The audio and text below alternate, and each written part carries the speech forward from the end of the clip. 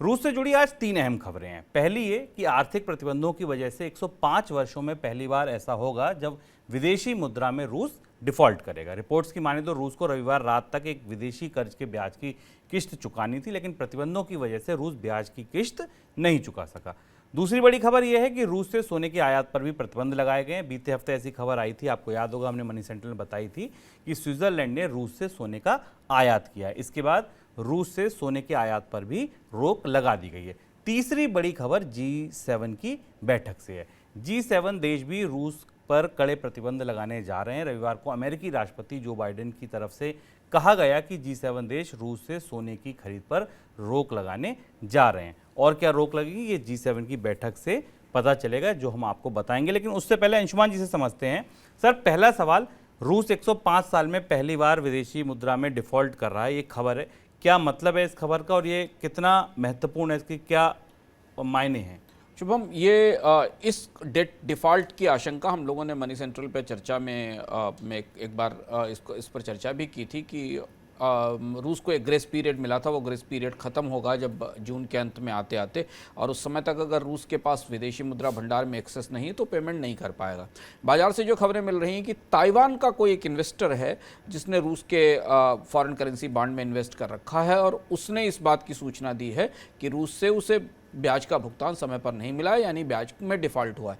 आधिकारिक रूप से इसकी घोषणा थोड़े समय के बाद रेटिंग एजेंसियां, स्टैंडर्ड पुअर और मूडीज जैसी एजेंसियां करेंगी, जो डिफ़ॉल्ट को, जो सॉवरेन डिफ़ॉल्ट को ट्रैक करती हैं और हमें बताती हैं कि कौन सा देश डिफ़ॉल्ट हुआ।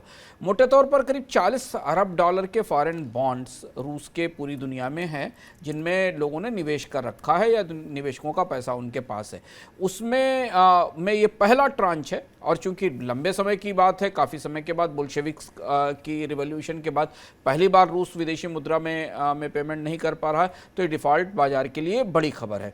रशिया ने 1998 में एक डोमेस्टिक डेट में डिफ़ॉल्ट किया था, वो भी $40 अरब का डिफ़ॉल्ट था, लेकिन तब अंतर्राष्ट्रीय मदद के सहारे रूस को उस डिफ़ॉल्ट से उबरने में सहायता मिली थी और रूस उस डिफ़ॉल्ट से उबर आया था। लेकिन अब जब एक बार ये ट्रिगर होता है विदेशी मुद्रा डिफ़ॉल्ट का होना, और लोगों को पता है कि रूस के पास विदेशी मुद्रा भंडार सीमित है, जो भी है वो खरीद के गैस और तेल से आ रहा है, बाकी विदेशी मुद्रा भंडार में एक्सेस नहीं है, और दूसरा दुनिया के देशों ने रूस के डेट के पेमेंट लेने बंद कर दिए हैं। तो अब ये माना जा रहा है कि यहाँ से रूस के डेट डिफ़ॉल्ट की एक सीरीज शुरू हो सकती है, जो आने वाले समय में हमें और दिखाई देगी। सर, दूसरी बड़ी खबर जो थी वो थी गोल्ड के इंपोर्ट पर रोक से लेकर, इसका क्या असर पड़ेगा गोल्ड के बाजार पर या रूस की अर्थव्यवस्था पर?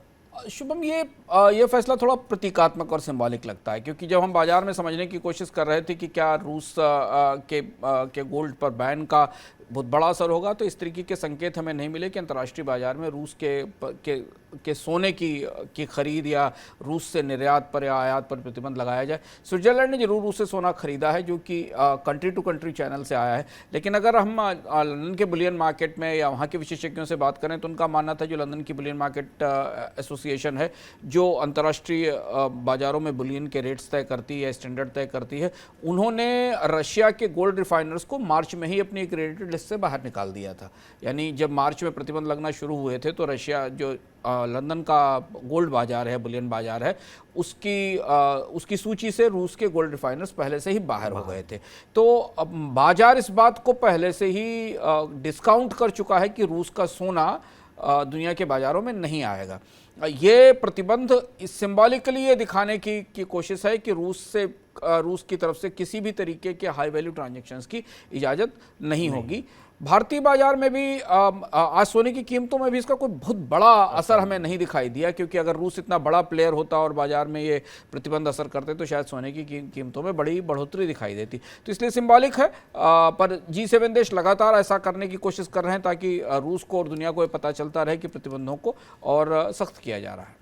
बिल्कुल, और आपको बता दें कि रूस से एनर्जी के बाद सोने का ही सबसे ज़्यादा निर्यात होता है। सोने की कुल वैश्विक सप्लाई में रूस के गोल्ड की हिस्सेदारी करीब 9 से 10% की है, और रूस से निर्यात होने वाला ज़्यादातर सोना G7 देशों को ही सप्लाई होता है। जैसा हमने आपको बताया, G7 की बैठक में ये अगर निर्यात पर रोक लगाई गई तो इसका असर रूस पर पड़ेगा।